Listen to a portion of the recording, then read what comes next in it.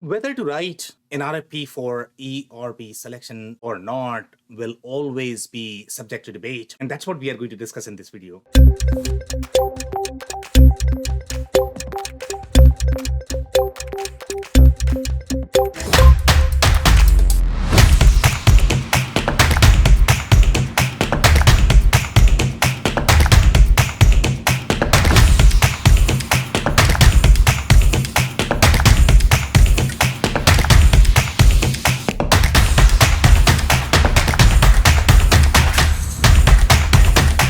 Hello everyone, my name is Sam Gupta. I am principal at Elevate IQ. Elevate IQ is the independent ERP and digital transformation consulting firm. We help our clients with ERP strategy, ERP selection, ERP implementation.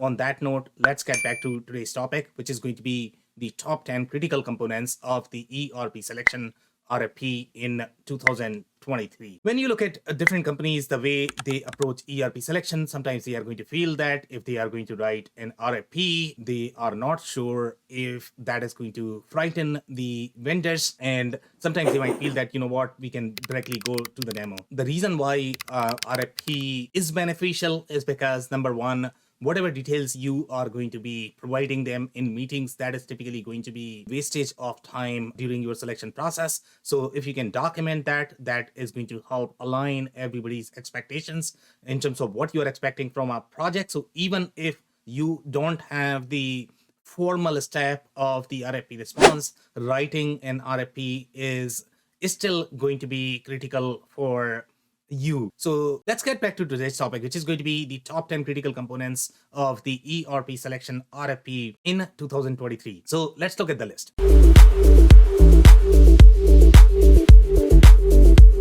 Number 10 on our list is the selection process. And when we say selection process, this is going to be the process that you are going to follow for the ERP selection itself. Sometimes when companies look at this, they are not going to include the formal process, and the vendors might not take the RFP seriously just because they might feel that, you know what, you are doing this RFP only for data gathering.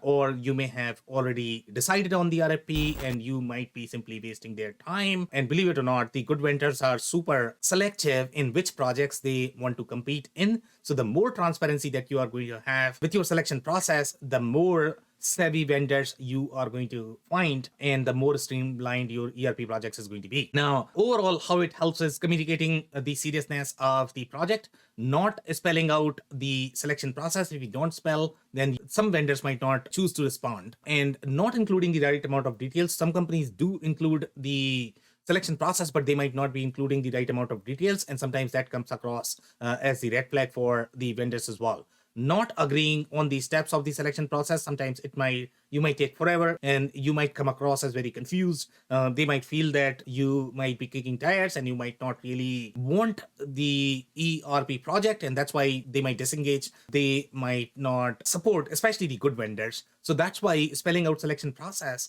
is super critical, and that's number 10.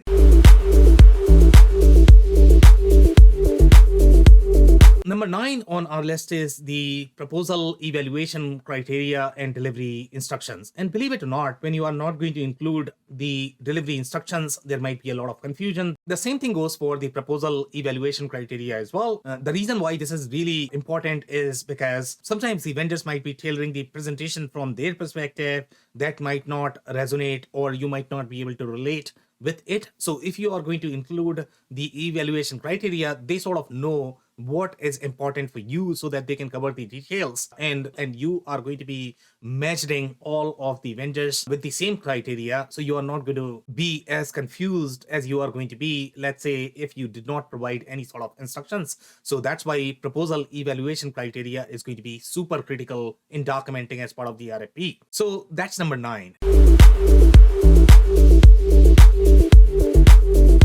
Now, number 8 on our list is the current team and org chart. Typically, when you are going to speak with many different vendors, and depending upon how many you are including, sometimes you might include just a couple, sometimes you might include many just because you want to make sure that you are looking at everything. Anytime when you are going to start a meeting, you are probably going to spend hours just with the introductions. So when you are going to be including the team and the org chart as well as details, you might still spend some time with the introductions, but at least that is going to level set overall in terms of how many people are going to be involved with the selection process, what are going to be their roles and responsibilities.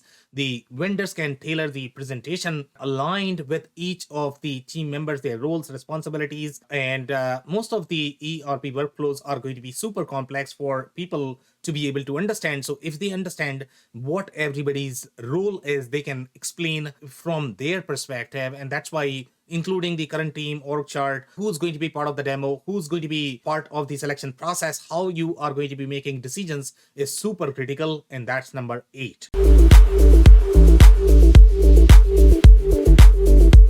Number 7 on our list is the general guidelines, and these general guidelines are going to be in terms of what you want them to highlight, whether it is going to be any sort of add-ons, integrations, or it could be some of the legal issues, whether you talk about copyright or covering the cost of the selection process versus any sort of POCs, evaluation. If there are going to be any boundaries there, you may want to cover that. So in most cases, companies are going to cover some sort of general guidelines, but most of the time, they include details that are going to be boilerplate, and then they might miss out on the critical elements. So that's number 7.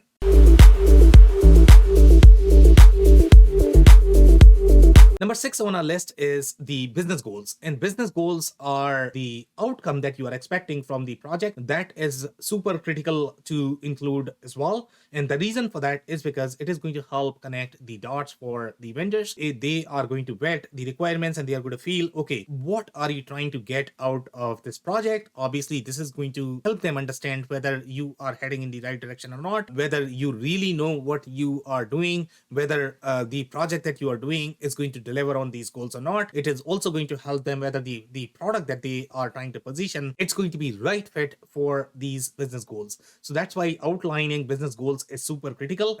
So that's number 6.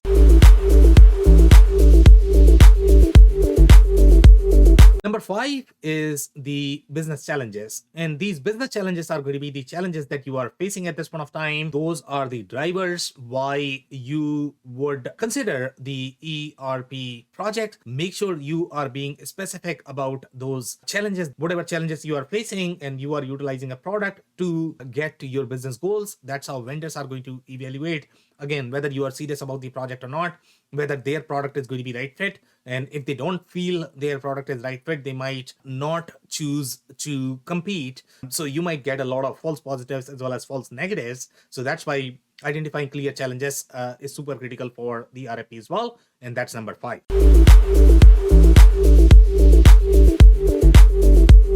Number 4 is the future state of business. And this is going to be your to-be state in terms of what you are trying to get out of the project overall from the process perspective. And you might not know all of your future needs at this point of time, but it is still critical to include whatever you might know as of today.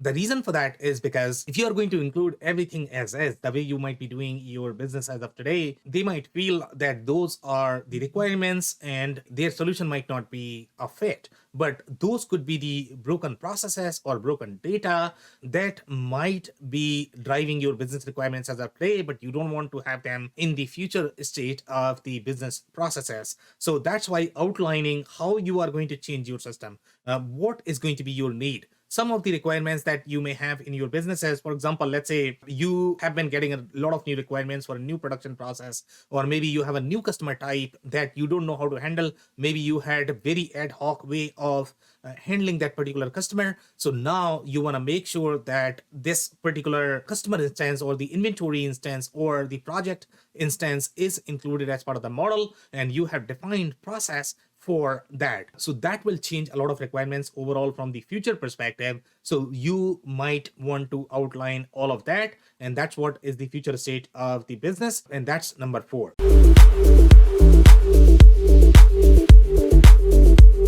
Now, number 3 on our list is the current state of business, and the current state of business is going to be super critical as well. Sometimes you might feel that, you know what, if you are going to reveal a lot of current requirements, you might confuse them, but they need to understand this. And the current as well as future, both are going to be equally critical. They go hand in hand. If they don't understand how you are doing business as of today, it might not provide them the complete picture. And that's why you need to include both of them. So even though your goal is to really change the current requirements, you still want to include the relevant details because they will need these details for migration purposes. So still, even if the current details might not be as relevant, you still want to include them with a clause that they are probably not going to be relevant in the future, so that they can assess if there is going to be any sort of impact because of all of those requirements. So that's why the current state of business is super critical as well. And that's number 3. Number 2 on our list is current and future systems. The mistakes that some of the companies do is they are going to look at this just from the ERP perspective, and they are going to feel that, you know what, I am replacing an ERP, I'm getting a new, so everything is going to be just one. But for the most part, most companies are going to have different systems in the architecture. Interaction flow typically drives the integration architecture, the reconciliation. So you have to include all of the current and future systems. That is going to give them insight whether you are approaching this in the right direction or not, whether their product is going to be right fit or not. And this is going to provide them the complete system view overall. So current and future systems are critical for the RFP, and that's number 2.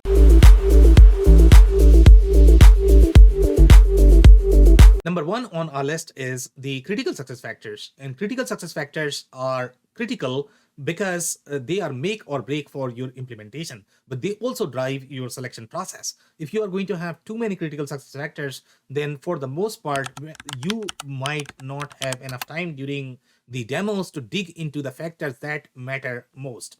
For the most part, you don't want to have too many critical factors, but you also don't want to have too few critical success factors. In a given project, in an ERP project, you are probably going to have 300 different requirements that you are vetting.